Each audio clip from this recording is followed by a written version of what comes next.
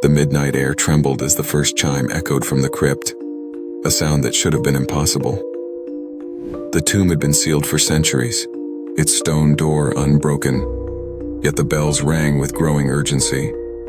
Drawn by dread, I pressed my ear to the cold stone, hearing frantic whispers and the frantic clang of metal. Suddenly, a crack split the door and a skeletal hand, adorned with rusted bells, clawed through.